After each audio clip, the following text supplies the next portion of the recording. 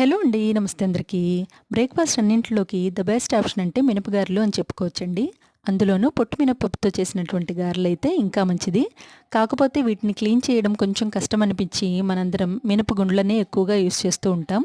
కొంచెం time spend చేస్తే వీటిని క్లీన్ చేయడం కూడా చాలా ఈజీ అండి. ఇవి రాత్రంతా నానబెట్టినటువంటి పొట్టు మినపప్పు. ఇలాంటి చిల్లులు గిన్నె ఒకటి తీసుకొని సింక్‌లో పెట్టుకోవాలి. నానబెట్టిన మినపప్పులోకి వాటర్‌ని చేంజ్ చేసుకుంటూ ఒక 5, 6 సార్లు క్లీన్ చేసుకొని ఇందులోకి వడగట్టుకున్నామంటే పొట్టంతా వచ్చేస్తుంది. చాలా ఈజీ అండి క్లీన్ చేయడం. మినపప్పులో విటమిన్ డి ఇంకా ఐరన్ పుష్కలంగా ఉంటాయండి.